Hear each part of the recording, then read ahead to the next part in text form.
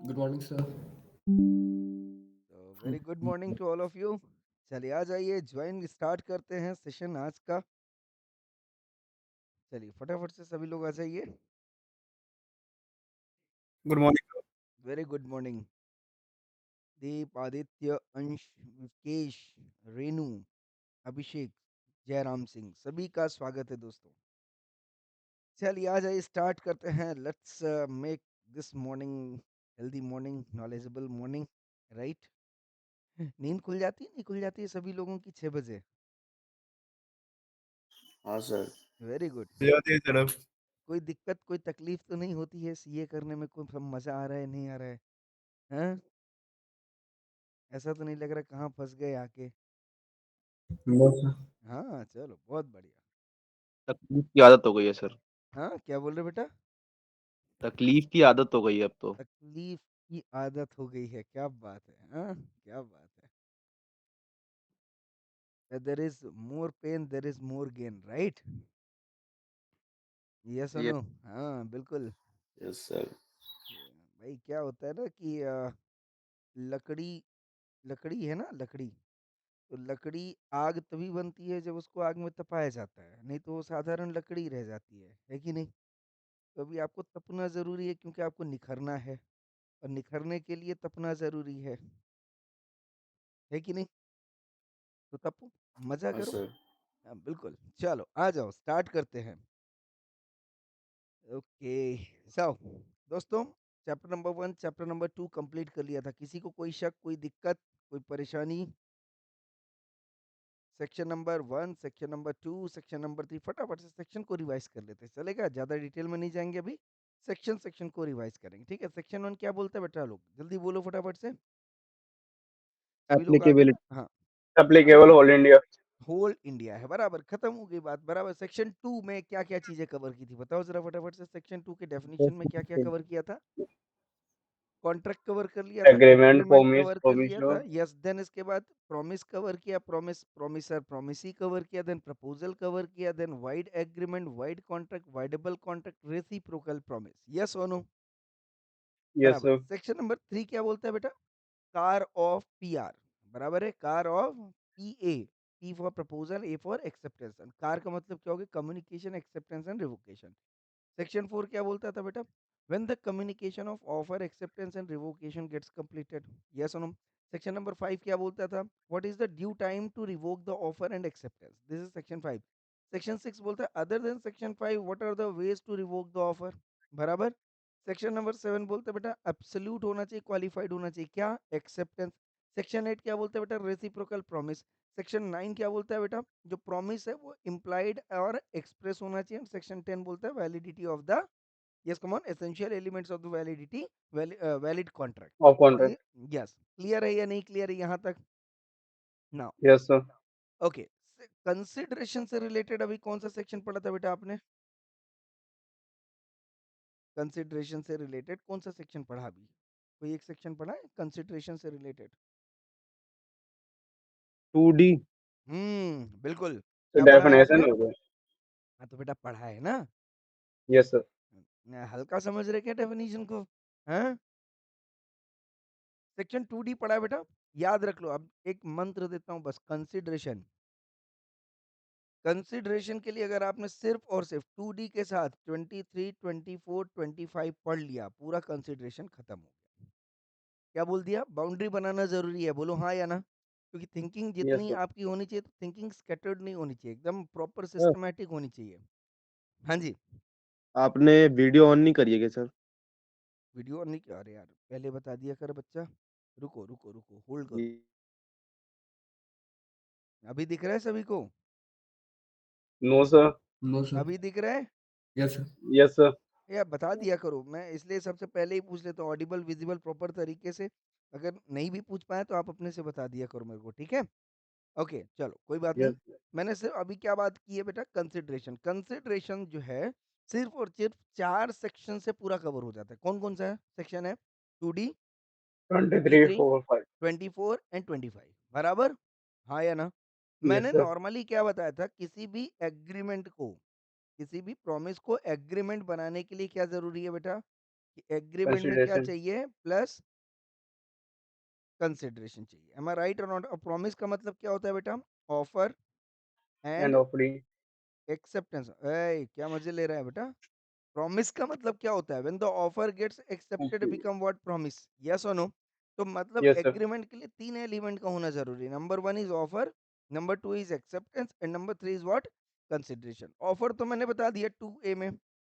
Yes और no? Acceptance भी मैंने बता दिया। बराबर है? एक्सेप्टेंस बताया नहीं बताया? हाँ या ना? यस। Yes, sir. एक्सेप्ट कौन करता है बेटा? प्रॉमिस ही करता है। बराबर? यस। इसने कर दिया, प्रॉमिस बन गया। और प्रॉमिस में क्या आ गया बेटा? कंसिडरेशन, तो एग्रीमेंट बन गया। अब बोलता है, ध्यान से समझना, सेक्शन नंबर 23 बोलता है what considerations and objects are lawful and what not. ये सेक्शन 23 एक्सप्रेस कर रहा है किसको बेटा? एक कंसिडरेशन की बात आपने कवर की थी कि ये जो कंसिडरेशन है, कंसिडरेशन क्या होना चाहिए बेटा? कंसिडरेशन लॉफुल होना चाहिए। क्या होना चाहिए? Lawful Law. होना चाहिए। ये सुन, ये बात किसने कही थी बेटा? ये बात कही थी सेक्शन नंबर 10 ने, याद हो अगर? Yes Yes, sir. sir. याद आ रहा है या नहीं आ रहा है? तो एक तो कंसिडरेशन बताया जा रहा है, 2D बता रहा है। कौन बता रहा है बेटा? 2D बता रहा है। और 2D के बाद सेक्शन 10 बोलता है कि अगर कॉन्ट्रैक्ट को वैलिड बनाना है, कॉन्ट्रैक्ट को वैलिड बनाना है, तो ये जो कंसिडरेशन, ये क्या होना चाहिए बेटा? Lawful. लॉफुल होना चाहिए। कौन बोल रहा है बेटा? सेक्शन नंबर 10 बोल रहा है। बोलो 10. हाँ या ना? हाँ सर। यस। बोलते हैं ये जो लॉफुल कंसिडरेशन है, तो ये सेक्शन नंबर 23 बोलता है कि what considerations and objects are lawful. मतलब आप कैसे तय करोगे कि जो सेक्शन 10 ने बात कही है कि कंसिडरेशन लॉफुल होना चाहिए, वो लॉफुल है या नहीं है? ये कौन बताएगा बेटा? सेक्शन 23 23. बताएगा। कौन बताएगा? सेक्शन 23 बताएगा। सेक्शन 24 क्या बोलता है? एग्रीमेंट वाइड हो जाएगा if considerations and objects unlawful in part, unlawful in part. कहने का मतलब क्या होता है? सिचुएशन ऐसी भी हो सकती है कि आपने कोई एग्रीमेंट किया, उसमें से कुछ पोर्शन जो कंसिडरेशन का है वो लॉफुल हो, और कुछ कंसिडरेशन क्या है बेटा? अनलॉफुल हो। तो क्या कुछ कंसिडरेशन के अनलॉफुल होने से क्या पूरा कॉन्ट्रैक्ट जो है वाइड हो जाएगा? No, sir. नहीं, नो जितना सर। पार्ट क्या होएगा बेटा? अनलॉफुल होएगा, उतना पार्ट जो है कॉन्ट्रैक्ट का क्या मान लिया जाएगा बेटा? वाइड मान लिया Word. जाएगा। ये कौन बताएगा बेटा? सेक्शन नंबर 24 बताएगा। 24. तो एक केस स्टडी क्या बोलेगी आपकी कि कंसिडरेशन लॉफुल कब होगा और कब नहीं होगा? Number one. Number two case study क्या बोल सकती है कि कुछ पार्ट है कंसिडरेशन के जो लॉफुल है, और कुछ पार्ट है कंसिडरेशन के जो अनलॉफुल है। तो जो अनलॉफुल वाला पोर्शन है वो क्या हो जाएगा बेटा? वो क्या हो जाएगा? वाइड हो जाएगा। Word हो वो जाएगा. हाँ, एग्रीमेंट क्या हो जाएगा बेटा? वाइड हो जाएगा। एंड द लास्ट पॉइंट आता है बेटा section 25, agreement void if made without consideration. क्या ऐसा हो सकता है कि अगर आपने एग्रीमेंट विदाउट कंसिडरेशन कर दिया हो, तो तब भी क्या जो एग्रीमेंट है वो वाइड होगा? बोलो जरा फटाफट से। यस, सेक्शन नंबर 25 बोलता है। अब मेरी बात ध्यान से समझना इसको। मैंने क्या बोला था? एग्रीमेंट के लिए कितनी चीजें जरूरी है बेटा? जल्दी बोलो फटाफट से। एग्रीमेंट के लिए कितनी चीजें जरूरी है? एक तो offer plus acceptance plus consideration. बराबर? यस और yes no? Sir. Yes, sir.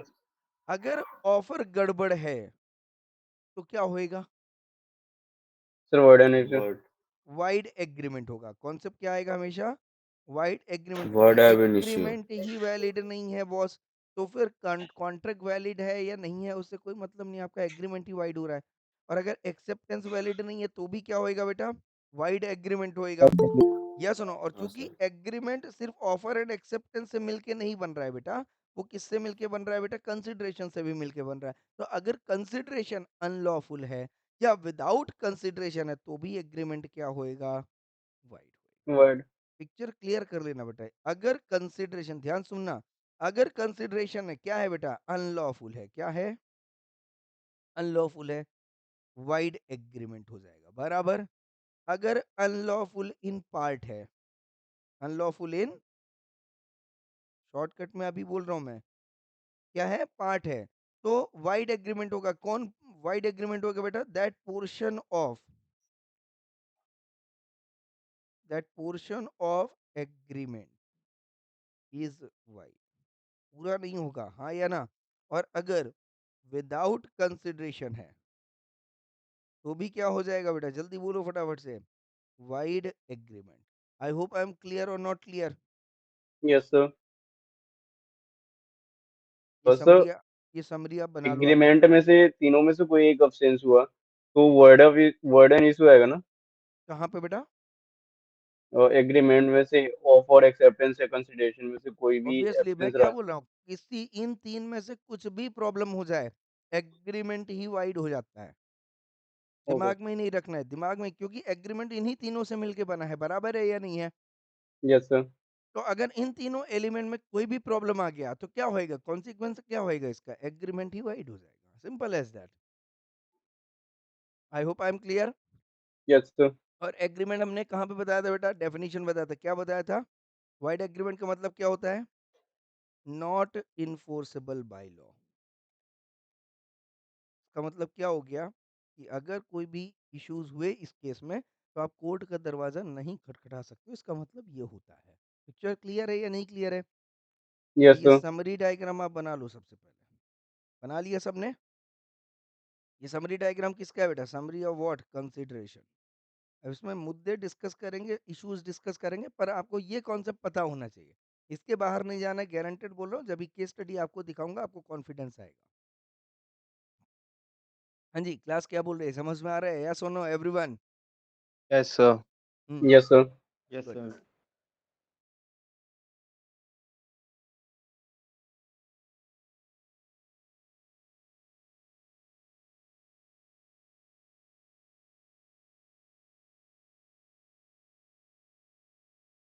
हो जाए तो बता देना मुझे, वेटिंग।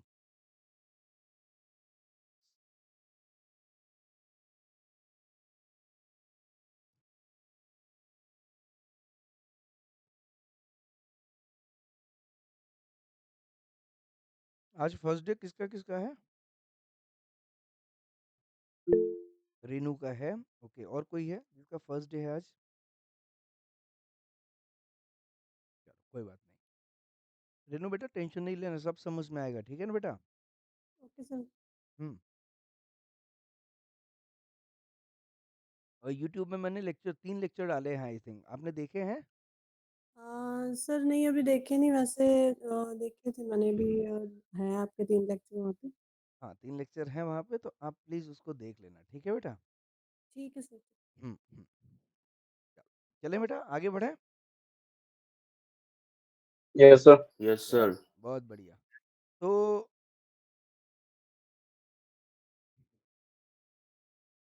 चलो शुरुआत करते हैं यहाँ से, मजा आ जाएगा आपको। केस स्टडी पे आते हैं बेटा, डायरेक्टली आ जाए।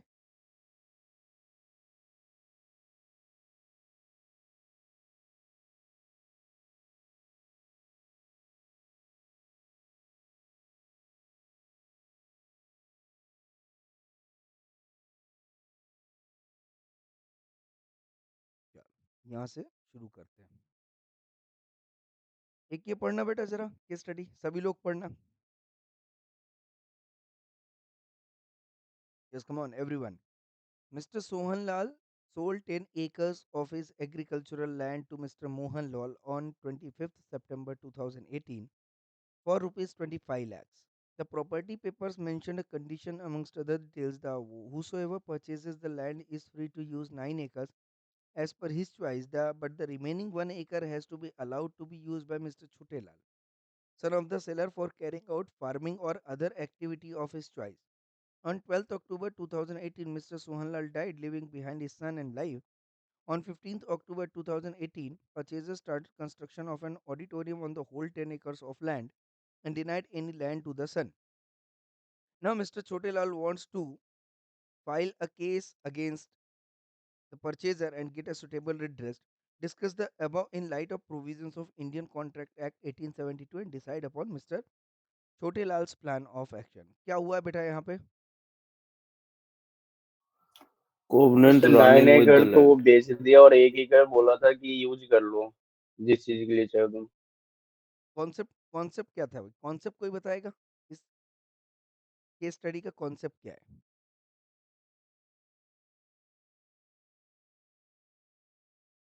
आराम से, कोई दिक्कत नहीं, आराम से पढ़ना केस स्टडी को, ठीक है। देखो कभी भी केस स्टडी आ रहा है, आप उसको डायग्रामेटिक प्रेजेंटेशन करने की कोशिश करो, बेहतर समझ में आता है। यहाँ पे एक कौन है बेटा? सोहनलाल है। मोहनलाल। और दूसरा कौन है बेटा? मोहनलाल। फॉर्मेट आपको बताया है, ठीक है। तो यहाँ पे क्या हुआ, सोहनलाल किस पे डील कर रहा है बेटा? Land. Agriculture land. Agricultural land. Agricultural land जिसकी कीमत कितनी बनाई उसने? 25 लाख। 25 लाख। कितना है ये? 10 एकर्स, बराबर? यस और no? Yes. Yes sir. The property sir. papers mentioned condition amongst other details that whosoever purchase the land is free to use 9 acres. क्या बोल रहे हैं? कंडीशन इनने ऐसे बनाया हुआ है कि जो भी इसे परचेज करेगा, ये कौन है बेटा? सेलर है।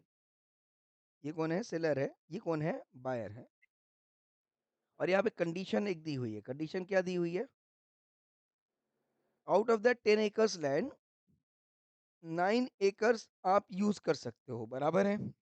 फ्रीली यूजेबल है, ये लिखा हुआ Yes, है। sir. बट एक कंडीशन क्या है कि ये जो रिमेनिंग 1 एकर्स है,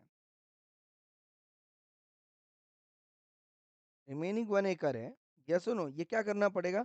one has to be allowed by to be used by mister Chhotelal, that is the son of the seller, for carrying out farming और अदर एक्टिविटीज। तो रिमेनिंग 1 एकड़ किसके लिए दिया हुआ है बेटा?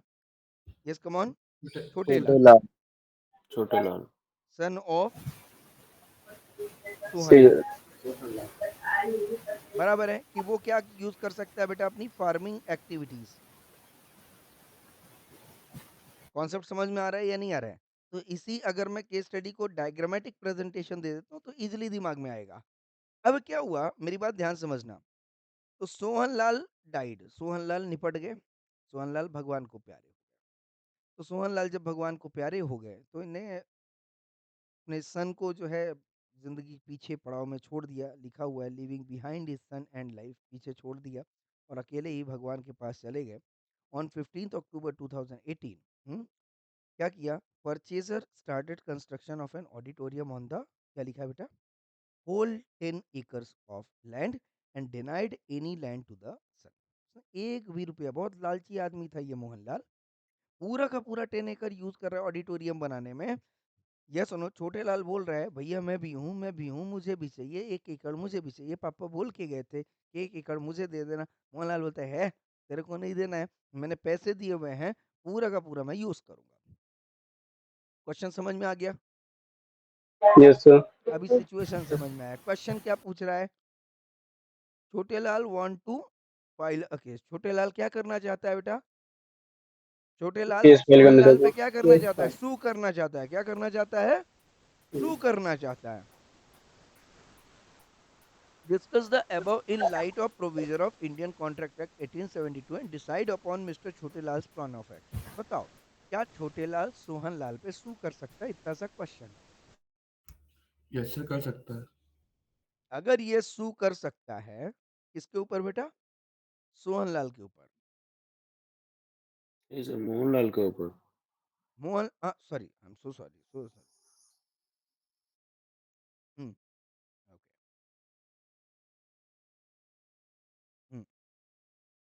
इस पे सू करेगा ये बेटा? मोहनलाल। मोहनलाल मोहनलाल के पे। ऊपर। तो छोटेलाल क्या करना चाहता है बेटा? मोहनलाल को सू करना चाहता है। क्वेश्चन ये आता है कि बेटा किस सेक्शन के तहत सू करेगा? समझ में आ गया? सबसे यस पहला सर। काम करना है कि केस स्टडी अगर आया एग्जाम में, कुछ दिमाग में नहीं लगाना है, सिचुएशन समझ लो और पूरा फोकस कहाँ पे करो कि क्वेश्चन क्या पूछ रहा है। मेरी बात समझ में आया? बाकी सब बेकार है, सिर्फ ये क्या पूछ रहा है बेटा, सिर्फ फोकस कहाँ पे करना है।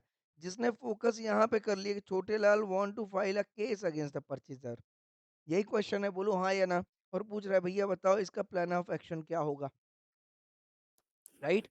तो ये तो ऊपर का पैराग्राफ जो था ये पूरा का पूरा सिचुएशन था। ये तो क्वेश्चन तो सिर्फ ये है।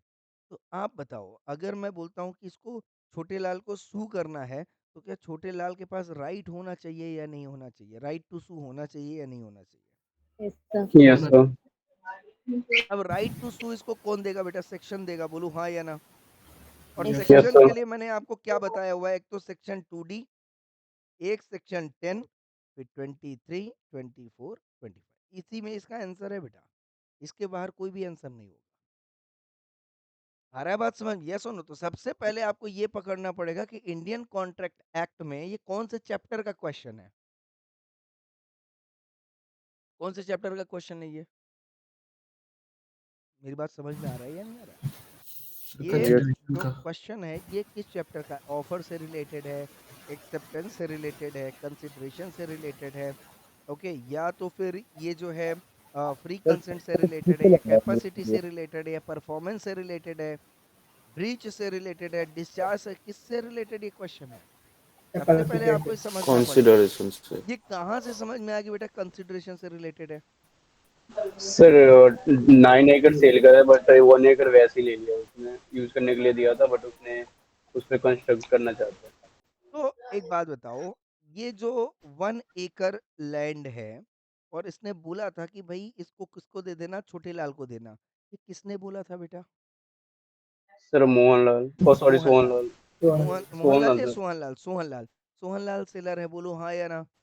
और सोहनलाल यस बोल सर। रहा है मोहनलाल को कि मैं आपको अपनी ये जमीन एक ही शर्त पे दे सकता हूँ कि out of that 10% portion of the land must be given to my son for the farming activities. बराबर है? ये जो बात है ये क्या कंसिडरेशन कहलाएगा? Yes sir. 25 लाख रुपए कंसिडरेशन है। मेरी बात ध्यान समझना बेटा, इसने बोला ये लैंड मैं दे रहा हूँ, तुम मेरे को 25 लाख दे दो, बोलो हाँ यार, तो 25 लाख तो उसने दे दिया। 25 lakhs become the consideration given by कमन मोहनलाल, यस और नो? बट सोहनलाल यस का सर। कंसिडरेशन क्या था? सोहनलाल का कंसिडरेशन था 10 एकड़ का land. But out of that 10 एकड़ का लैंड उसने एक कंडीशन रख दी थी, क्या? कि 10 एकड़ मैं आपको दे रहा हूँ बट आउट ऑफ दैट 1 एकड़ must given to my son for farming activities, yes और नो? तो आपने यस सर। देना चाहिए या नहीं देना चाहिए? देना चाहिए। देना चाहिए सर। ये कहाँ लिखा है बेटा, कौन से सेक्शन में लिखा है? कॉन्सेप्ट समझ में आया या नहीं आया? जब तक हाँ, ये मुद्दा है यहाँ पे कि भाई उसने बोल दिया 1 एकड़ देना है, तो क्या उसको देना चाहिए? अगर देना चाहिए तो राइट टू सू है किसके पास? छोटे लाल के पास। अगर वो उसको नहीं देना चाहिए तो फिर राइट टू सू नहीं है छोटे लाल के पास।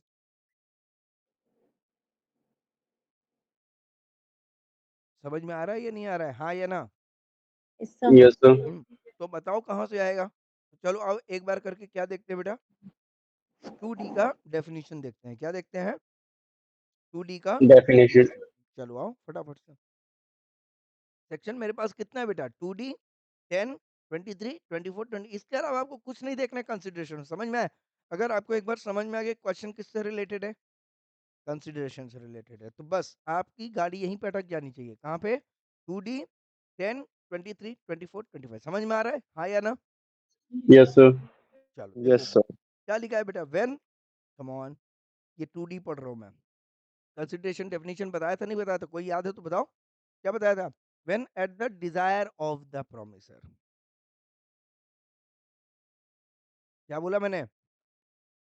एट द डिजायर ऑफ ओमिशो। मेरे केस में डिजायर क्या था? प्रोमिसर। प्रोमिसर कौन था? और सर सोहनलाल। यही था, बोलो हाँ या ना? Yes yes sir. प्रॉमिस देने वाला कौन था बेटा? सोहनलाल था। सोहनलाल क्या चाहता था? एट द डिजायर सर क्या चाहता आउटडोर। था? जल्दी बोलो सर 1 फटाफट से। एकड़ छोटे लाल के लिए। 1 एकड़ किसको जाना चाहिए? Must be Chhote given Lal. To, must be sir given to Chhote Lal, हाँ या ना? समझ में यस 25 आया? सर। लाख ये लाइन 25 लाख मैं का बार बार, एक मिनट रुको, ये लाइन मैं बार बार क्यों बोल रहा हूँ? ये इंपॉर्टेंट है, यही इंपॉर्टेंट लाइन है। समझ में आ रहा है या नहीं आ रहा है? Yes sir. प्रॉमिसी या कोई भी व्यक्ति कुछ भी करेगा, कुछ भी करेगा, वो किसके हिसाब से करना चाहिए? किसके हिसाब से प्रोमिसर करना के। चाहिए? Eight the desire of the promisor. समझ डिजायर में आ ऑफ रहा है ने? ओमिशो। कोई भी प्रोमिसी या कोई भी व्यक्ति कुछ भी करता है तो वो कुछ भी करे, मुझे कोई दिक्कत नहीं, बट किसके हिसाब से करना चाहिए? Desire promisor. Of the, so the word desire is very important in the definition of consideration. Am I clear or not clear? Yes sir. Okay. तो यहाँ पे ये प्रोमिसी कौन है बेटा? मोहनलाल। मोहनलाल। तो मोहनलाल ने एग्री किया था क्या? बोलो जरा फटाफट से, एक एकड़ Yes, देने sir. का। अब वो अगर नहीं दे रहा है, अब वो अगर नहीं दे रहा है तो क्या इसे कंसिडरेशन माना जाएगा? बोलो जरा फटाफट से, क्योंकि यहाँ पे Dzire of the promisor affect हो रहा है, बोलो हाँ या ना। और अगर Dzire of the yes promisor affect हो रहा है तो फिर कंसिडरेशन रहेगा या नहीं रहेगा? नहीं रहेगा। आ रहा है बात समझ? Yes, तो कंसिडरेशन गड़बड़ हो गया या नहीं हो गया? तो यस कंसिडरेशन क्या सर। हो गया बेटा? जल्दी बोलो फटाफट से। अनलॉफुल कंसिडरेशन है। यस और नो एवरीवन? क्योंकि लॉफुल कंसिडरेशन क्या था बेटा? लॉफुल तो कंसिडरेशन क्या था? जल्दी बोलो आउट ऑफ फटाफट से। वन एकड़ हाँ, गिवन कि must be promisee total. Promisee as promised must given the consideration according to the desire of the promisor, हाँ या ना? Yes sir. और प्रोमिसर ने बोला था कि भाई किसको दे देना? छोटे लाल को दे देना 1 एकड़। आपने नहीं दिया। तो अगर आपने ये काम नहीं किया बेटा, तो बोलो जरा फटाफट, क्या इसे कंसिडरेशन माना जाएगा? No sir. क्या इसे कंसिडर, तो अनलॉफुल की बात यहाँ पे आ रही है या कंसिडरेशन पे बात आ रही है? पिक्चर आगे क्लियर करो। Sir consideration. हाँ, ये कंसिडरेशन ही नहीं माना जाएगा। और कॉन्ट्रैक्ट बताओ, अगर अनलॉफुल आया तो कौन सा लगेगा बेटा? सेक्शन 23 लगेगा, बोलो हाँ या ना। और यस अगर सर। विदाउट कंसिडरेशन रह गया तो ये क्या लगेगा बेटा? सेक्शन 25 लगेगा। पिक्चर क्लियर है या नहीं क्लियर है? दिख रहा है या नहीं दिख रहा है? 23, 24, 25 पार्ट की तो यहाँ पे बात हो रही है या नहीं हो रही है? बोलो जरा फटाफट से, पार्ट की बात नहीं हो रही है? यस सुनो, उसने बोला था एक 1 एकड़ आप उसको दे देना, तो आपने दिया नहीं दिया, तो मैं बताऊं क्या मान लूं? अनलॉफुल है या विदाउट कंसिडरेशन है? या ये कंसिडरेशन ही नहीं है, या तो 2D लगा दूं, ये कंसिडरेशन ही नहीं हो रहा है नहीं सर, क्योंकि कंसिडरेशन है। हाँ कौन सा? कंसिडरेशन है। तो देखो 3 सिचुएशन बन रही है बेटा यहाँ पे इस क्वेश्चन में। क्या? या तो कंसिडरेशन नहीं है, समझ में आ रहा है, या तो कंसिडरेशन है बट अनलॉफुल है, और या तो ये विदाउट कंसिडरेशन है। एम आई राइट और नॉट? 3 सिचुएशन बन रही है। Yes sir. चलो, अब आते हैं यहाँ पे। सिचुएशन समझ में आ गया? चलो आंसर देखते हैं। देखो कहाँ पे इसने फोकस किया बेटा। फोकस इसने कहाँ पे किया बेटा? 2D पे। कहाँ पे किया है? Two D. कहाँ पे किया है? ना इसने 23 लगाया है, ना 24 लगाया है, ना ही 25 लगाया है। वो क्या बोल रहा है? साहब कंसिडरेशन ही नहीं है। बोलो 2D अफेक्ट हो रहा है। क्यों 2D अफेक्ट हो रहा है? क्योंकि consideration is one of the essential elements to make a contract valid. कब? कब? When it can, come on, क्या लिखा है बेटा? Flow from the promisee, flow from the promisee और any other person in view of the clear language used in the definition. अब देखो यहाँ पे ये क्या कर रहा है बेटा? डेफिनेशन का रेफरेंस ले रहा है। It is not necessary that consideration should be furnished by the promisee only. A promise is enforceable if there is some consideration for it, and it is quite immaterial whether it moves from the promisee or any other person. The leading authority in the decision of the Chinnaiya versus Ramaiya held that the consideration can legitimately move from a third party, and it is an accepted principle of law in India. In the given problem, Mr. Sohanlal has entered into a contract with Mohanlal, but Mr. Chotelal has not given any consideration to Mr. Mohanlal. But the consideration did flow from the Sohanlal to Mr. Mohanlal on behalf of Mr. Chotelal, and such consideration from third party is sufficient to enforce the promise of the Mohanlal to allow Mr. Chotelal to use 1 acre of land. Further, the deed of sale and the promise made by Mr. Mohanlal to Mr. Chotelal to allow the use of 1 acre of land were executed simultaneously, and therefore they should be regarded as one transaction and there was sufficient consideration for it. क्या मतलब हुआ?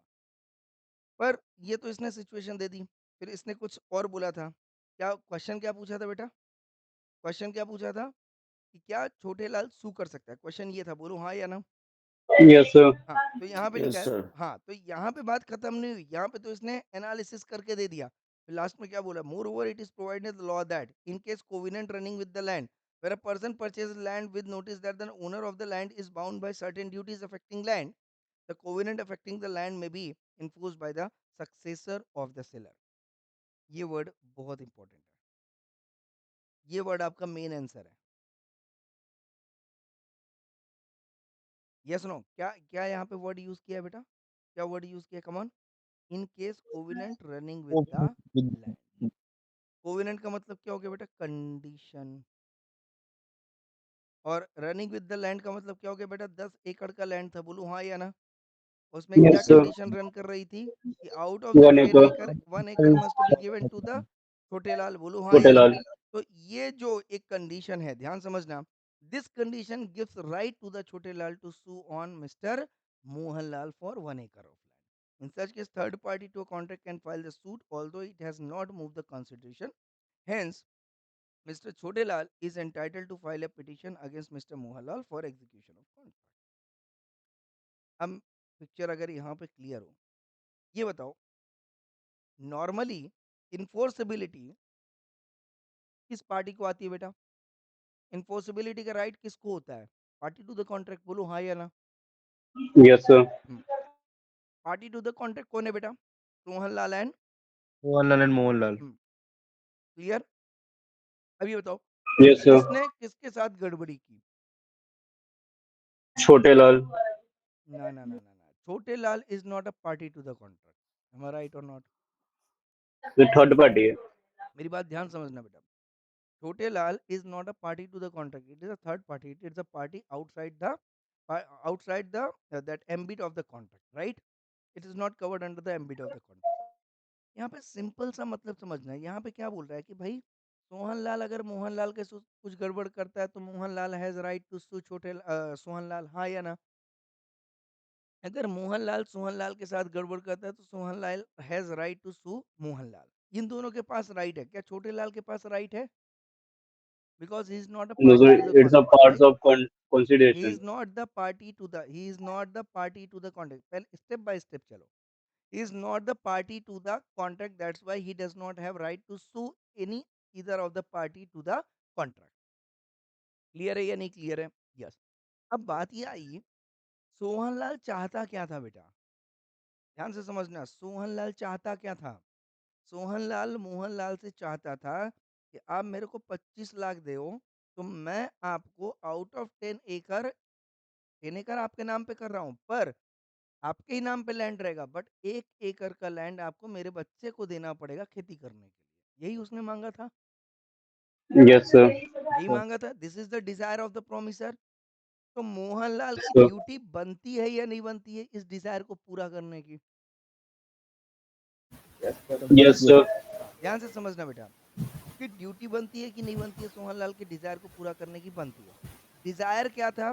Dzire किसके Dzire ने, किसके Dzire ने बेटा? सोहनलाल के Dzire लिए छोटे लाल को खड़ा कर दिया, बोलो हाँ या ना? सोहनलाल के यस डिजायर सर, ने छोटे लाल को खड़ा किया। तो छोटे लाल, दो he is a third party to the contract, right, but he is not the third party to the consideration, he is the part of the consideration. Yes और नो? Yes sir. मैं बहुत क्लियरली बोल third रहा हूँ, yes party sir. ध्यान consideration का मतलब क्या ध्यान हुआ? से समझना बेटा, ध्यान समझना। Third party to the contract है, ये मानता हूं मैं, he is outsider to the contract, पर सोहनलाल के डिजायर ने छोटे लाल को क्या बना दिया बेटा? कंसिडरेशन का हिस्सेदार बना दिया। एम आई राइट और not? So is yes not a sir. party to yes the sir. contract, but he is a party to the consideration. इस कॉन्सेप्ट को हम कंसिडरेशन में कॉन्सेप्ट बोलते हैं डॉक्ट्राइन ऑफ प्रिविटी ऑफ, नाम सुना है? Yes sir, yes privity of sir, yes sir. Doctrine of privity of contract, privity of contract. बताया था ये कॉन्सेप्ट क्या? Doctrine of privity of contract क्या होता है बेटा?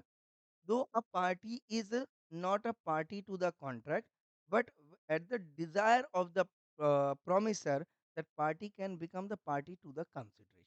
Yes or no? Yes sir. Though the party is a third party, so third party to the contract, third party to contract. Yes or no? क्या बोलता है ये? Does not have right, does not have right to sue or be sued. हाँ या ना? But yes sir. third party to, come on, consideration has right to sue or be sued.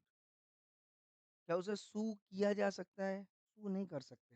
he has only right to sue. I hope I am clear or not clear? Yes. क्योंकि ये third party तो consideration लेने के लिए आया है, देने के लिए आया है क्या? नहीं, लेने नो के लिए सर। आया है। किसके हिसाब से लेने के लिए आया बेटा? At the desire of the promisor. आ रहा है बात समझ में? यस, तो प्रोमिसर की डिजायर अगर थर्ड पार्टी को इन्वॉल्व करेगी कंसिडरेशन के लिए, तो वो पार्टी कंसिडरेशन के लिए क्या मानी जाएगी बेटा?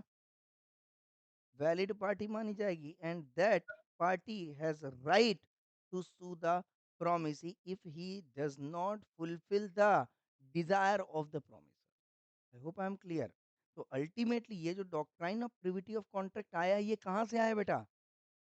ये कहाँ से आया? ये कॉन्सेप्ट आया कहाँ से? ये कॉन्सेप्ट आया बेटा सेक्शन 2D के एक स्टेटमेंट से, जहां पे लिखा हुआ था at the desire of promisor. आ रहा है बात समझ में? यस और नो? Yes, sir. तो यहाँ पे जब doctrine of privity of contract ने सिंपल लैंग्वेज में क्रक्स क्या दे दिया मैंने, जल्दी बोलो फटाफट से, कि अगर third party to the contract है तो he does not have right to sue or be sued by the, come on, he does not have right to sue to the party to the contract, yes or no? But if he is a third party to the consideration, he has right to sue the party to the contract. This is the crux of privity of the contract. Picture clear है? yes or no? Yes, yes sir. Sir. तो ये जो question है, ये बेटा question कहाँ से आया हुआ है? जल्दी बोलो फटाफट से। Doctrine of privity privity of of contract. Contract. और doctrine of privity of contract कहाँ से आया बेटा? जल्दी बोलो फटाफट से, ये कॉन्सेप्ट कहाँ से आया है? सेक्शन सेक्शन 2D 2D के कौन से वाले क्लॉज से? At the at desire of the promisor. Desire of promise. मेरा कहने का मतलब समझ में आया क्या? ये जो डिजायर ऑफ प्रोमिसर वर्ड है, इसने एक नए कॉन्सेप्ट को जन्म दिया। कौन कॉन्सेप्ट का क्या नाम था बेटा? Doctrine of privity of contract. और ये पूरा क्वेश्चन वहां से आया।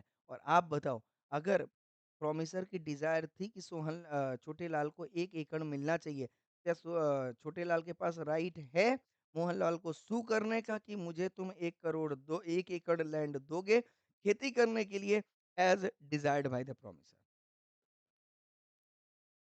बोलो जरा फटाफट से, छोटे लाल के पास राइट रहेगा या नहीं रहेगा? रहेगा। yes or रहेगा no? Sir. yes, so because of this reason छोटे लाल is entitled to file a petition against Mr. Mohanlal for execution of contract. I hope I am clear with this. Yes sir. Sir yes, हाँ जी बेटा। Sir third party of consideration का मतलब क्या होगा? Third party to the consideration का मतलब क्या कंसिडरेशन। है? मैंने बोला ना कि भाई देखो, थर्ड पार्टी का लेना देना था क्या इस कॉन्ट्रैक्ट से? नहीं था ना। No promisor sir. ने बोला था, इसलिए वो आया बीच में। बोलो हाँ या ना?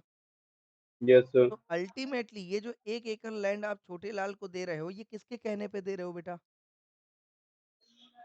तो सर किसके कहने सोहनलाल। पे दे रहे हो? सोहन लाल के। तो एक Sealer. बात बताओ, सोहन लाल कुछ भी करे उस पैसे का, या वो कुछ भी करे उस लैंड का, कोई रोक सकता है क्या? No sir. बोलो जरा फटाफट से। जब आप वो सेल करते वक्त आपके साथ कंडीशन फिट कर रहा है वो, कि आपको 9 एकड़ ही मिलेगा, भले आप 10 एकड़ के मालिक हो, और आपको उसके लिए मेरे को 25 लाख दोगे तो मैं आपको ये कॉन्ट्रैक्ट करूंगा आपके साथ। तो बताओ, ये कॉन्ट्रैक्ट किसके बीच में बन रहा है? छोटे लाल को पैसा देना, छोटे लाल को 1 एकड़ लैंड देना, ये कॉन्ट्रैक्ट किसके बीच में बना हुआ है? सोहनलाल सर और सोहनलाल और मोहनलाल। मोहनलाल। तो अल्टीमेटली पार्टी कौन है बेटा? सोहनलाल और मोहनलाल ही है। पर सोहनलाल के कहने पे छोटे लाल कॉन्ट्रैक्ट में आ गया। I hope I am clear और नॉट क्लियर? दो clear Chhote sir. Lal is not a yes sir. Party to the contract, but he is a party to the consideration. Consideration. Is a party to the consider. तो क्या मोहनलाल को इसे 1 एकड़ देना पड़ेगा कि नहीं देना पड़ेगा? देना पड़ेगा, क्योंकि मोहनलाल ने किसके हिसाब से कॉन्ट्रैक्ट किया है बेटा? सोहनलाल के हिसाब से। And it is the desire of the Sohanlal कि भाई आप 1 एकड़ लैंड किसको दोगे बेटा? छोटे लाल को दोगे।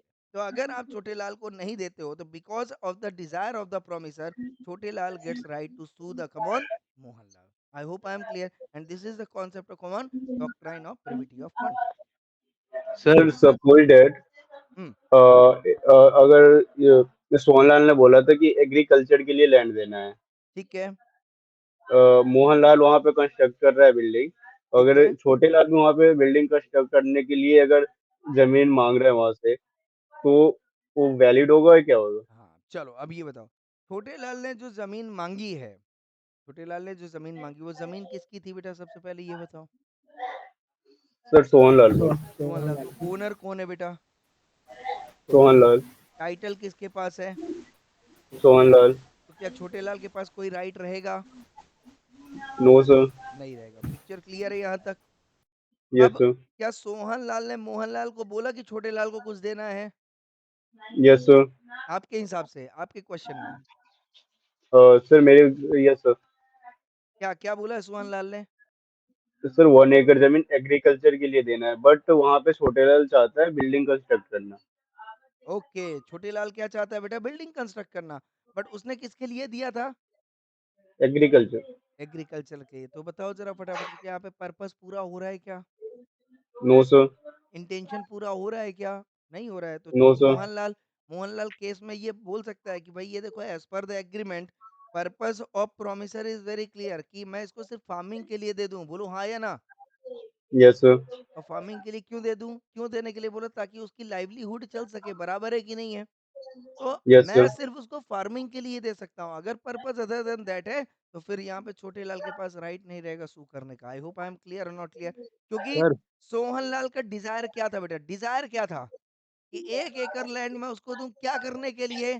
फार्मिंग करने के एग्रीकल्चर लिए। के लिए। फार्मिंग करने के लिए। ये डिजायर किसका था बेटा? सोहन लाल का। तो सोहन लाल। छोटे लाल के पास राइट सिर्फ कितना है बेटा? To the extent of the desire of promisor. I hope I am clear. Yes sir. Chhote Lal के पास सिर्फ और सिर्फ कितना राइट है बेटा? To the extent of the desire of the promiser. If he goes beyond that the desire of the promiser, he will not get right to sue the promisee. I hope I am clear with this. Sir yes sir. Section की clarity आप जितना रखोगे, आपको decision लेने में उतना आसानी हो जाएगा। यस, एनी अदर क्वेश्चन बेटा? सर मतलब जैसे जो यहाँ पे सोहन लाल है, तो हम्म, उसने डीड में मेंशन करवा लिया होगा कि 1 एकड़ वो उसको यूज के लिए देगा। बराबर। अगर मान लो कल को सोहन लाल उसी जमीन को बेच देता है, तो जो सोहन लाल कोवन मर गया। अच्छा सोहन सॉरी सर मोहन लाल जो है, हम्म वो अगर कल को बेचता है जमीन को, हम्म तो वो कोवेनेंट है वो भी पास हो जाएगा ना सर? बिल्कुल पास हो जाएगा। कोवेनेंट टू द लैंड है ना। तो अगर ये बेचेगा तो ये जिसको भी जाएगा, तो वो कंडीशन रहेगी इसमें यस सर। कि 1 एकड़ लैंड किसके पास जाएगी बेटा? छोटे लाल के पास। तो कोविनेंट वाला कॉन्सेप्ट यहाँ पे लग जाएगा फिर। Covenant associated with the land shell also be transferred along with the land. Clear और नॉट क्लियर? हाँ, तो ओके छोटे सर। लाल का राइट कहीं से कहीं तक डिस्टर्ब नहीं होगा बेटा। आई hope I am clear. Sir फिर तो डील 9 एकड़ के ही करेगा मोहनलाल। हाँ जी बेटा। मोहनलाल फिर डील 9 एकड़ के ही यहाँ पे करेगा। बेसिकली क्या हुआ था, 10 एकड़ की ओनरशिप दे दी थी। किसके नाम पे? मोहनलाल के नाम पे। बट पोजीशन किसको देने की बात हो रही थी बेटा? छोटे छोटे लाल लाल। को। कितने की? 1 एकड़ की।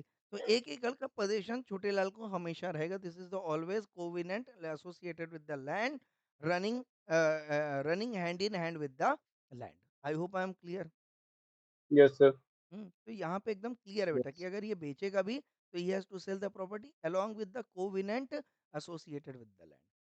Clear? And the buyer must purchase the land after getting the information about such covenant. अगर वो कोविनेंट के बारे में नहीं भी बताता है, तो स्टिल आपके पास एग्रीमेंट था, आपने क्यों नहीं पढ़ा?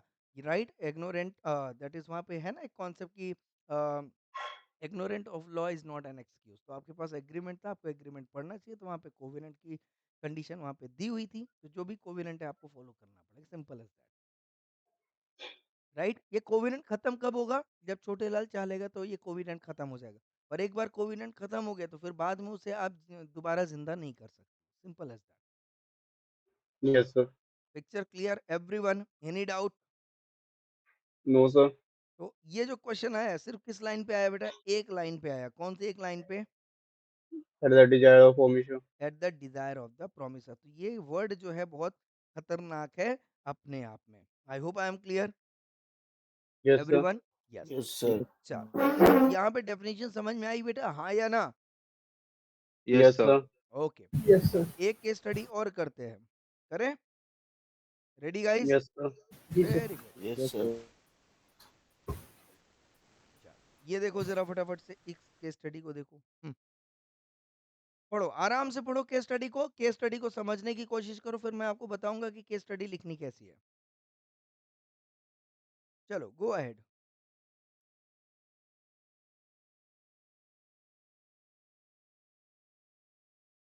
कोई बताएगा मुझे केस स्टडी का मतलब क्या है?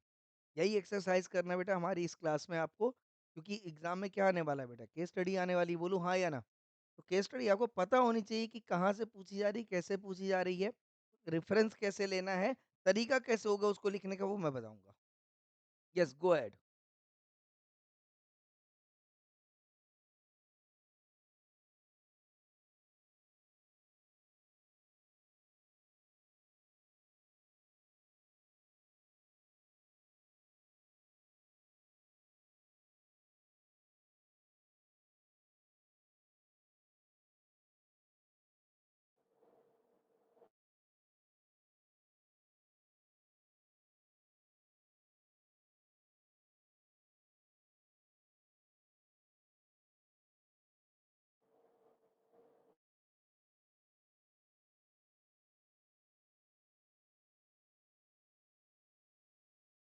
Yes sir. चलो बताओ क्या सिचुएशन, सिचुएशन बताओ, बाकी की चीजें बाद में करेंगे। यस, बताओ इसमें क्या हुआ।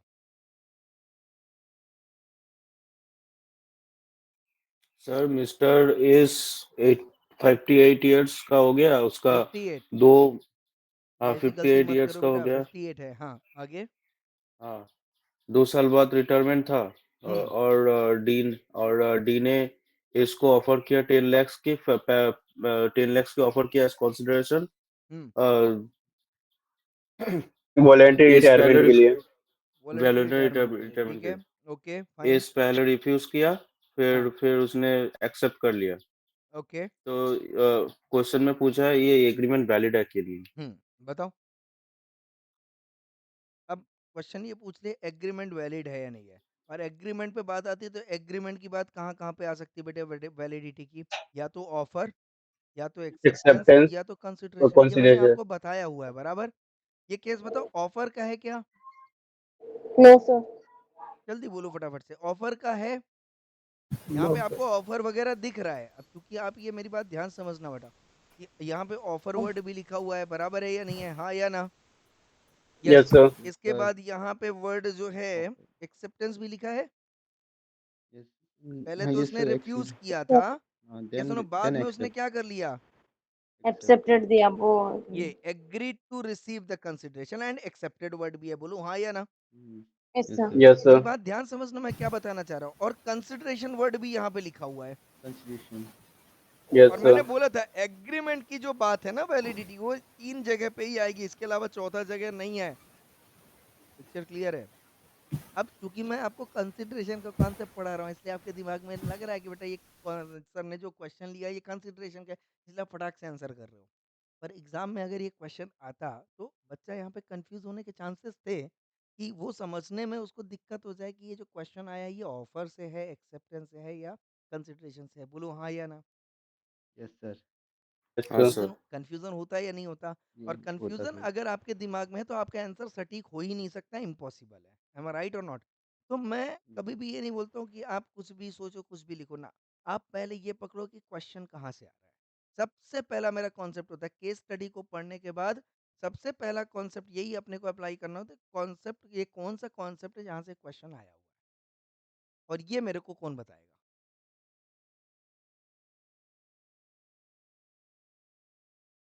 मेरे मेरा क्वेश्चन समझ में आ रहा है सभी को?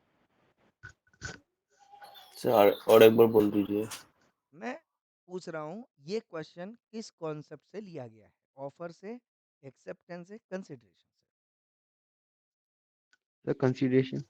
Reason, consideration. रीजन, रीजन बताओ। Sir reason section because of 24 पहले तो उसने अल्लाह। 10 लाख जो कंसिडरेशन था वो 2 ईयर के वॉलेंटरी पैड पहले दिया। ठीक है, सेकेंड है कि उसे रिफ्यूज करके उसे डबल अमाउंट से फिर उसे एक्सेप्ट करा। ठीक है, ठीक है। तो एक बात बताओ, ऑफर एंड एक्सेप्टेंस पे कोई इशू है क्या? मैं क्या बोल रहा हूँ, नो सर। उसने ऑफर दिया, ऑफर कम्युनिकेट किया, तो essential elements of the valid offer, हाँ या ना? Elements of yes sir. Valid offer पूरा सेटिस्फाई हो रहा है, ऑफर वैलिड है। एक्सेप्टेंस भी एज इट इज, जैसा उसने बोला वैसा एक्सेप्ट कर लिया, कोई भी मुद्दा नहीं। तो ऑफर एंड एक्सेप्टेंस में कोई मुद्दा नहीं है बेटा, बोलो हाँ या ना? मुद्दा कहाँ पे था? कंसिडर। कंसिडरेशन। अब क्वेश्चन ये समझ में आ गया कि मुद्दा कहाँ का है, कंसिडरेशन का। अब मैं ये पूछ रहा हूँ, समझ में आया हाँ या ना? पहला क्वेश्चन समझ में आया कि मुद्दा किसका है, कंसिडरेशन का। अब दूसरा क्वेश्चन पूछ रहा हूँ, कौन सा मुद्दा है कंसिडरेशन का? किस प्रकार का मुद्दा है कंसिडरेशन का? कॉन्सेप्ट समझ में आ रहा है, हाँ या ना? यस।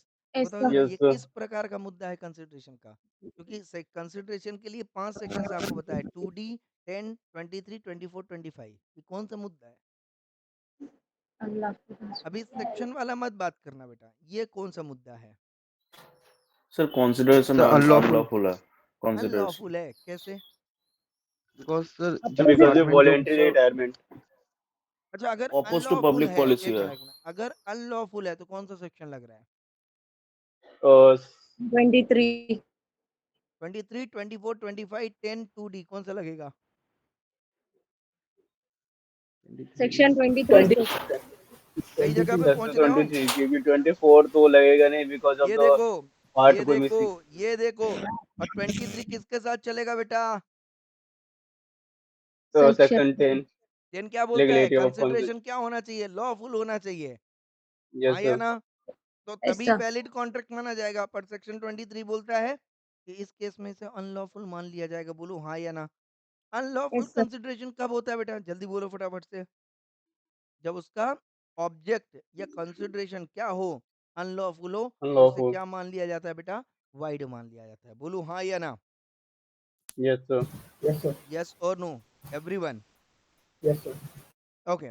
नाउ यहाँ पे ये क्या बोल रहा है? अनलॉफुल के लिए क्या क्या होना जरूरी है, आगे ये बताओ। कंसिडरेशन अनलॉफुल कब हो सकता है?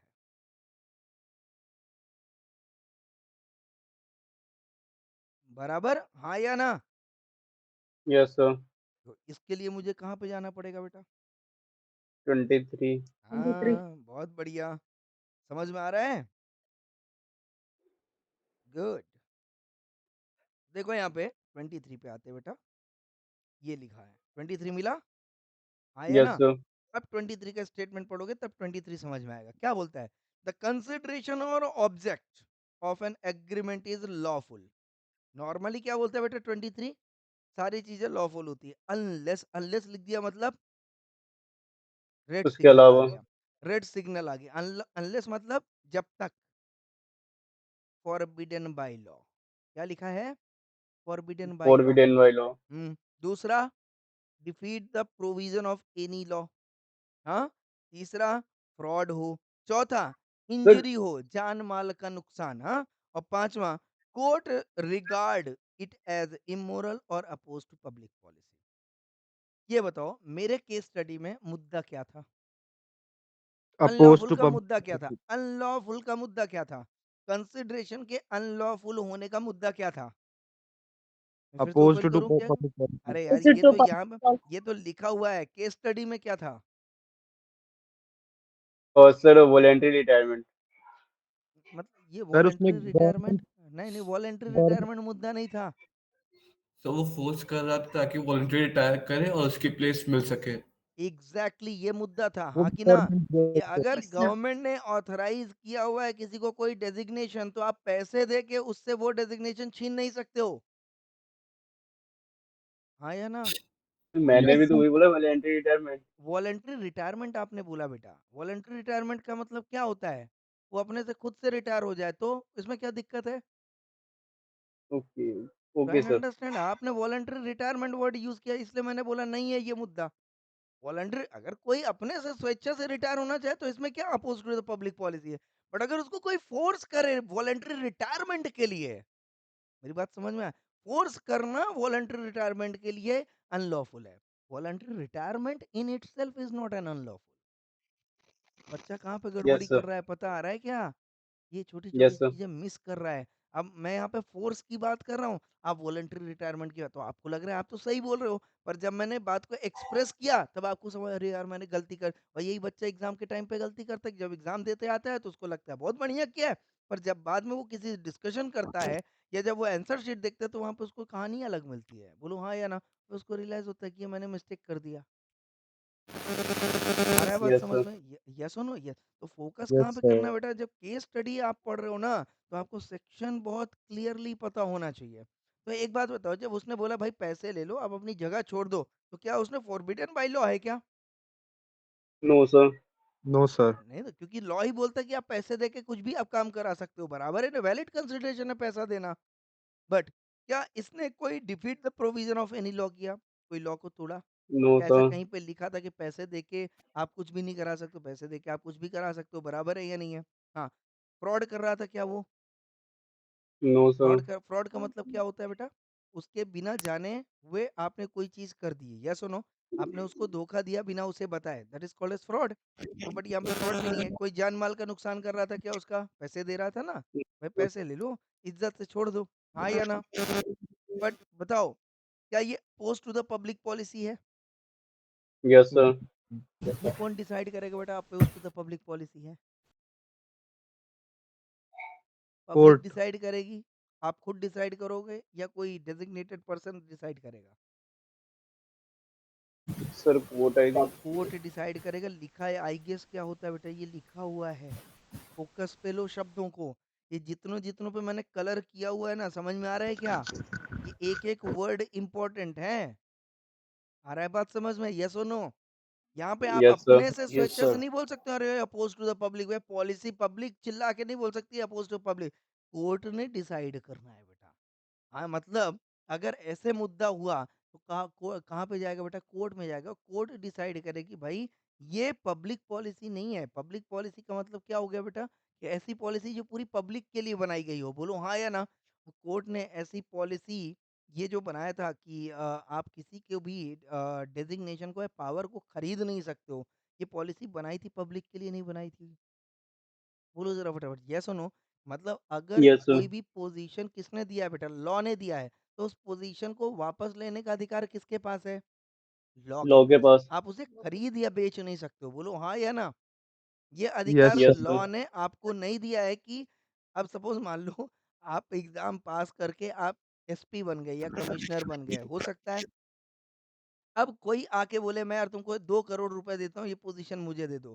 क्या ये पावर ट्रांसफरेबल है क्या? No no sir. Sir. Power is not transferable, power is not inheritable. आ रहा है बात समझ में? इवन आप अपने बच्चों को भी नहीं दे सकते हो। उसको अगर एसपी बनाना तो उसको बोलो क्या करेगा बेटा? पढ़ लिख के खुद से बने।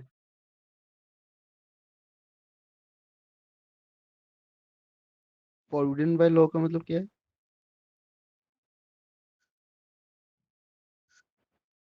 यस। तो अगर किसी एसपी को, या सुनो, अपने बच्चे को एसपी बनाना है तो क्या वो इनहेरिट कर सकता है पावर को? नहीं कर सकता। वो बोलेगा जाके बेटा एग्जाम दे। आप अपनी सीए की डिग्री इनहेरिट कर सकते हो क्या? ट्रांसफर कर सकते हो? नहीं कर सकते हो। Opposed to the no public sir. Policy. समझ में आ रहा है या नहीं आ रहा है? यस। तो ये कॉन्ट्रैक्ट क्या बन गया बेटा? Opposed to the public policy. आगे बात समझ? क्योंकि opposed to the public policy में कवर हो गया, एग्रीमेंट क्या हो जाएगा बेटा?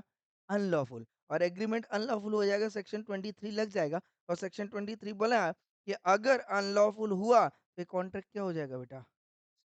वर्ड। वाइड। समझ में आया? सर हाँ जी बेटा। सर यहाँ पे फॉरबिडन बाय लॉ का मतलब एक बार बता सकते हैं?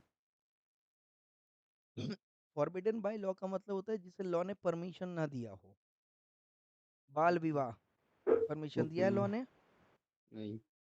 प्रोहिबिट किया हुआ है या नहीं किया हुआ है? बोलूं हाँ या ना? Yes sir. तो यस जिसे सर। Yes prohibit sir. किया हो, आ रहा है बात समझ? जिसे फॉरबिड किया हो वो काम आप नहीं कर सकते हो। आगे बात समझ में? जो लॉ यस सर। एक्सेप्ट नहीं कर रहा है वो कोई भी काम नहीं कर सकते हो आप। Picture clear? Yes sir. तो जो बात लॉ में ना कही गई हो आप वो काम नहीं कर सकते हो। पिक्चर क्लियर है या नहीं क्लियर है? हाँ। तो क्लियर सर। यहाँ पे, हाँ, तो यहाँ पे ये क्वेश्चन किसका था बेटा? जल्दी बोलो फटाफट से। सेक्शन 23 का था। समझ में आ गया? तो ये देखो अब 23 पे बात की है इसने। सबसे पहला काम क्या करेगा बेटा? अब ध्यान समझ लेना, मैं लिखने का तरीका भी बता रहा हूँ। कोई भी केस स्टडी है, सबसे पहला काम क्या करना है बेटा? फैक्ट ऑफ द केस लिखना है। क्या करना है? Fact of the case. Fact of the case क्या था? बताओ, फैक्ट ऑफ द केस क्या था जो 2 लाइन में आप लिख दो? Yes come on. यहाँ पे क्या नाम था इसका? एस नाम था ना? Mister S. सिंपल में लिखना आप, इज अ गवर्नमेंट एम्प्लॉई। बराबर। कौन इसके डिपार्टमेंट को खरीद रहा, वो पोजीशन खरीद रहा था? D. Mister D. Mister D want to pay price for forcing him to retire voluntarily retire from position। बस यही है ना, ये जो इतना लिखा हुआ है मैंने इसी चीज को क्या कर दिया बेटा, 2 लाइन में लिख दिया। यही है ना fact of the case. Yes sir. खत्म हो गई बात, फैक्ट ऑफ द केस हो गया। दूसरा सिचुएशन था या इशू था? इशू ऑफ द केस था। इशू में आपको क्या लिखना है बेटा? इशू में आपको क्या लिखना है, जल्दी बोलो फटाफट, इशू क्या था? एंड यहाँ पे एक लाइन और लिख सकते हो, formerly he denied but later on he accepted the proposal। हाँ या ना? इशू ऑफ द केस क्या था? विदर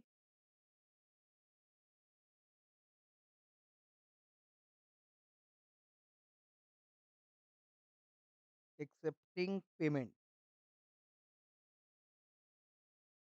for voluntary retirement from government position is lawful consideration। हाँ या ना? इशू ऑफ द केस था। Third, provision of law. अब ये लॉफुल है या नहीं है ये तो आपको प्रोविजन से पता चलेगा। लिखने का तरीका यहाँ पे क्या होगा बेटा, as per section common 10 23। and 23 of Indian contract act 1872। ये लिखने का तरीका होगा, समझ में आ रहा है या नहीं आ रहा है? एक बात बताओ, यस प्लीज सर। सच्ची बताओ, अभी आपने एग्जाम दिया, क्या आपने इसी सेगमेंट को फॉलो किया था, इसी फॉर्मेट को फॉलो किया था? No Yes, sir. sir. मेरी बात समझ में आ रही है? मार्क्स कहाँ नो पे सर। कटे आपके? मार्क्स कहाँ पे कटे आपको समझ में आया? आपके लिखने की फॉर्मेटिंग ही क्लियर नहीं थी, और जबकि फॉर्मेट बहुत क्लियर है कि पहले आप उसको बताओ कि फैक्ट ऑफ द केस क्या है, देन आप बताओ। अच्छा मैं बताऊँ रट्टा मार के लिख रहा हूँ क्या? No no sir. सर। नहीं लिख रहा हूँ, मैं अपनी लैंग्वेज में लिख रहा हूँ, बराबर है ना?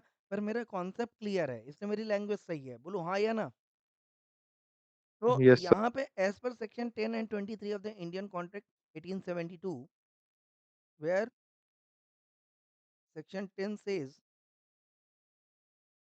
that, come on, to make a valid contract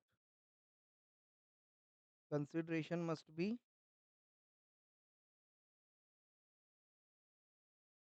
lawful। Yes or no? Yes yes sir. Sir. However, section 23 states that in 5 situation consideration becomes unlawful. unlawful,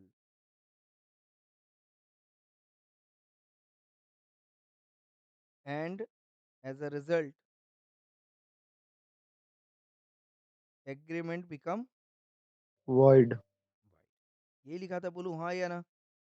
yes yes sir. Sir. मैं कुछ अलग से लिख रहा हूँ क्या, बताओ जरा फटाफट। ये लैंग्वेज आप भी लिख सकते हो, जरूरी नहीं आपको रट्टा मारने की जरूरत है, सिर्फ सेक्शन 23 एंड 10 के सटीक इंटेंशन को दिमाग में रखने की जरूरत है, बस रट्टा मारने की जरूरत कतई नहीं है बेटा। फिर क्या बोलता है, out of the 5 situation, right,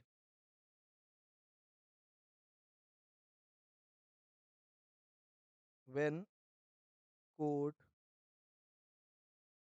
consider when court consider that the act is opposed to public policy,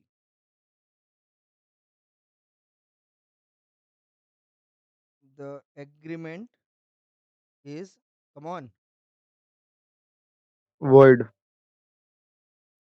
provision यही था, बोलो हाँ या ना। Yes sir. नाउ फोर्थ में आ जाओ बेटा, कहाँ पे, एनालिसिस में। अब एनालिसिस का मतलब क्या हो गया, प्रोविजन मैंने सीधा सीधा सेक्शन 23 का पूरा नहीं लिखा, मैंने सिर्फ मेन पॉइंट लिखा है जो इस केस स्टडी से रिलेटेड था। मतलब क्या था बेटा, अपोज टू पब्लिक पॉलिसी। बाकी सारी चीजें मैंने लिखी क्या है यहाँ पे। No sir. हाँ, तो प्रोविजन में आपको क्या लिखना है बेटा, only and only relevant provision. क्या बोला मैंने, नॉट इंटायर प्रोविजन। मैंने क्या बोला यहाँ पे, रेलेवेंट प्रोविजन लिखना है आपको। ओके, एनालिसिस क्या करना है बेटा, इस प्रोविजन को केस स्टडी से अप्लाई कर देना है, सिंपल एनालिसिस। तो यहाँ पे लिखने का तरीका क्या होगा बेटा, इन दिस केस। मैंने यहाँ पे लिखा क्या, as per section this, as per कहाँ पे लिखा मैंने, section provision of the law.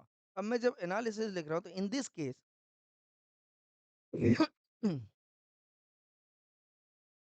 Offer to give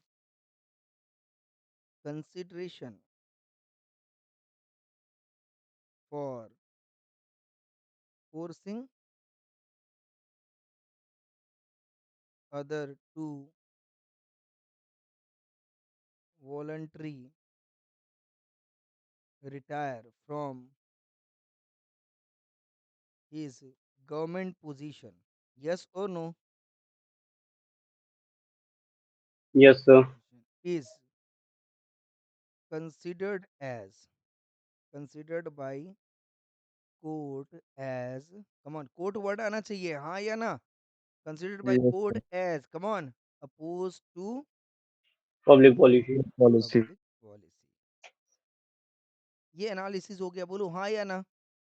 yes. Yes sir. Final answer,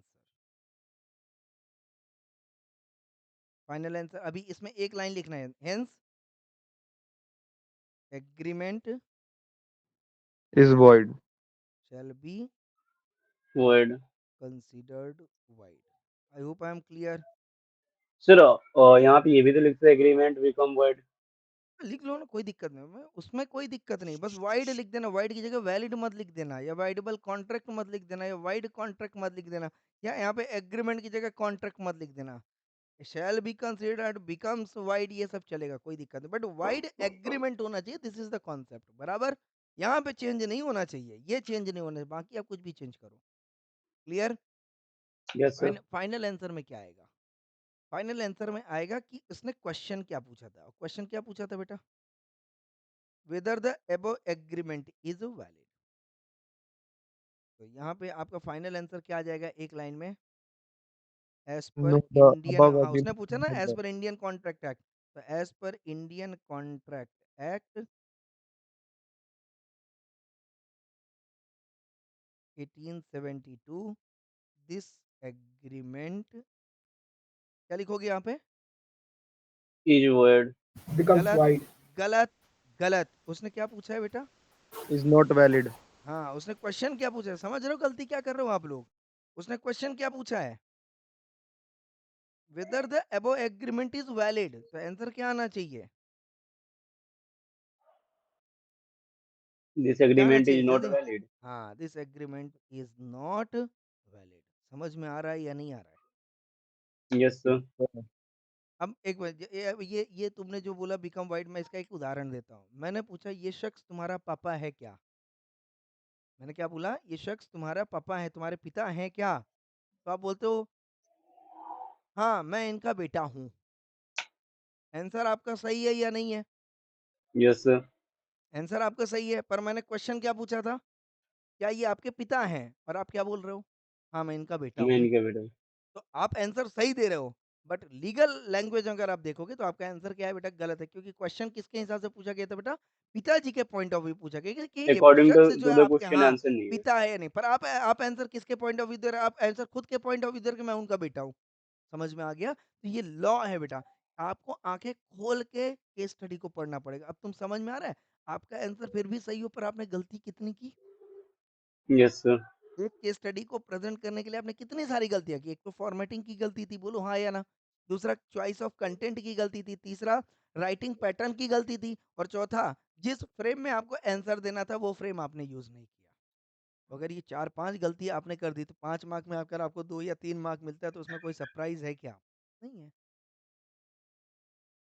दिया सर, गया नहीं। जो आपने सेक्शन 23 लिखा है इसमें, हाँ जी। उसमें डायरेक्ट ये भी लिख सकते हैं, according to section 23 it is according to the public policy conduct by court. लिख सकते हो ना, बिल्कुल लिख सकते हो, कोई दिक्कत नहीं है। सी, मेरे को आपके सेंटेंस कंस्ट्रक्शन में प्रॉब्लम नहीं है। प्रॉब्लम कहाँ पे है? दो जगह पे। नंबर वन, जिस पॉइंट ऑफ व्यू क्वेश्चन पूछा जा रहा है आप वो पॉइंट ऑफ व्यू लिखो, बराबर है। और जो प्रोविजन में एग्जैक्ट वर्डिंग दी है आप वो वर्डिंग लिखो। कौन सी वर्डिंग बेटा? जो केस को रिप्रेजेंट कर रहा है, कि जैसे सेक्शन 23 ने बोला कि एग्रीमेंट वाइड होना चाहिए, तो आप वहां पे कॉन्ट्रैक्ट वाइड मत लिखो। आ रहा है बात समझ में? तो जो लीगल यस सर। लैंग्वेजेस हैं, जैसे agreement is a legal language, yes no, क्योंकि डिफाइन किया गया है। तो एग्रीमेंट वर्ड जो है लीगल, वहां पे लॉ का मतलब एग्रीमेंट, मतलब एग्रीमेंट, वहां पे कॉन्ट्रैक्ट नहीं लिख सकते हो। बट जो वर्ब या ग्रामेटिकल या जो ऑर्डिनरी क्लॉजेज होते हैं उसको आप अपनी लैंग्वेज में लिखो, कोई प्रॉब्लम नहीं है। बट जो लीगल लैंग्वेज होती है, की लैंग्वेज होती है लॉ की, वो चेंज नहीं करना है। इंग्लिश लैंग्वेज चेंज करते रहो, ग्रामेटिकल चेंज करते रहो, सेंटेंस चॉइस चेंज करते रहो, कोई दिक्कत नहीं है। बट जो लीगल वर्ड्स हैं उसको चेंज नहीं करना है। आई hope I am clear. Yes yes sir. Sir. अब जैसे मैं एग्जांपल बोल रहा हूँ, समझना, मैं बोल रहा हूँ मैं पानी पीने चला जाऊँ क्या, तो आप क्या बोल रहे हो ना, पानी पीने। मैंने कहा चलो आप उसको इंग्लिश में लिख दो, मैं वाटर पीने चला जाऊँ, वो भी समझ में आ गया। आप नील पीने चला जाऊँ वो भी चलेगा, वारी पीने चला जाऊँ वो भी चलेगा। मैं, आप बोल रहे मैं पानी खाने चला जाऊँ क्या, ये चलेगा क्या? No sir. Yes sir. मेरी बात समझ, सिनोनिम्स आप यूज करो, I don't have any problem. Grammatically आप चेंज करो चीजों को, क्लियर है, कोई दिक्कत नहीं है। पर आप उसका इंटेंशन ही चेंज कर दे रहे हो, ये गड़बड़ है, ये लॉ में नहीं चलेगा। आ रहा है बात सर समझ में? Yes grammatical no? सर हाँ जी, ग्रामेटिकल एरर जो होगा वो कोई दिक्कत कंसीडर नहीं नहीं है, करना। लॉ में कोई दिक्कत नहीं है बेटा उसका। आ रहा है बात समझ? जब तक आपका इंटेंशन मुझे क्लियर समझ में आ रहा है इसका, कि मैं क्या ढूंढ रहा था, एक बात बताओ, ये आंसर होना चाहिए था, बोलूं हाँ या ना? तो इस आंसर यस में सर। मैं बेसिकली क्या क्या ढूंढ रहा हूँ? एक तो फैक्ट ऑफ द केस आपने लिख दिया, कोई दिक्कत नहीं। दूसरा मैं क्या देखूंगा? इशू ऑफ द केस जो आपने लिखा है एग्जैक्टली वही है या नहीं है। तीसरा प्रोविजन में एक ये देखूंगा, सेक्शन आपने बराबर अप्लाई किया है या नहीं किया है, हाँ या ना? और क्या यस आपके सर। सेक्शन के उस पॉइंट को आपने उजागर किया या नहीं किया, मैं वो देखूंगा बस। बाकी आप क्या लिखो मुझे उससे मतलब नहीं है। बोले आ रहा है बात समझ में? इसके बाद यस मैं क्या सर। देखूंगा बेटे, ये दिख गया तो मेरे को समझ में आ गया कि हाँ बंदा जो है सही जगह पे जा रहा है। लैंग्वेज आप कैसे भी लिखो, मुझे प्रॉब्लम, मैं ये कुछ चीजें देखूंगा यहाँ पे। अगर मेरे को ये शब्द नहीं दिखा, बताओ तुम्हारी सेंटेंस कितनी भी बढ़िया, मैं मार्क्स दूंगा तुमको? नहीं नो दूंगा सर। बेटा। Yes sir. Okay, then analysis में मैं क्या देखूंगा बेटा, कि आपने इस पॉइंट को, opposed to the public policy को, किस पॉइंट से कवर किया है। तो मैं देखो, ऑफर टू गिव कंसिडर, ये मैं थोड़ा सा पढ़ूंगा एनालिसिस को। Offer to give consideration for forming other to voluntary retire from his government position is considered. ये देखो आपने यहाँ पे लिखा ना, voluntary retire from his government position, forcing forcing other to voluntary retire from his government position by court considered as opposed to public policy. आप सही जगह पे एनालिसिस कर ले गए, बोलो हाँ या ना? मैं कवर कर लूंगा इसको। और आपने क्या बोला, हेंस एग्रीमेंट क्या लिखा है बेटा? एग्रीमेंट भी लिखा है और लड़के ने वाइड भी लिखा है, मतलब एग्रीमेंट वाइड हो रहा है, कॉन्ट्रैक्ट वाइड नहीं हो रहा है। एंड फाइनल आंसर भी इसने दिया। अरे वाह! क्वेश्चन क्या पूछा गया था कि according to this Indian contract, तो इसने एज पर इंडियन कॉन्ट्रैक्ट लिया। मतलब क्या फोकस के साथ लड़का आंसर दे रहा है, बोलो हाँ या ना? Yes sir. हाँ, मतलब सर। यस उसने सर। मेरे क्वेश्चन को बहुत अच्छे से समझा है। अब ये पक्का मार्क्स मैं बोल रहा हूँ, 5 तो नहीं बोलूंगा, 3.5 से 4 मार्क्स आपको दे देगा ये। क्लियर है और नॉट सर क्लियर? ये वाला फॉर्मेट काफी अच्छा है सर पहले वाले से, इसकी इसमें एग्जैक्टली क्लियर exactly. समझा ये दिया है। यही फॉर्मेट यूज करना है। पहला फैक्ट ऑफ द केस, दूसरा इशू ऑफ द केस, तीसरा प्रोविजन, चौथा एनालिसिस, पांचवा फाइनल आंसर। अगर आप ये करके चलोगे बेटा, आप देख लेना, ये अटेम्प्ट आने दो।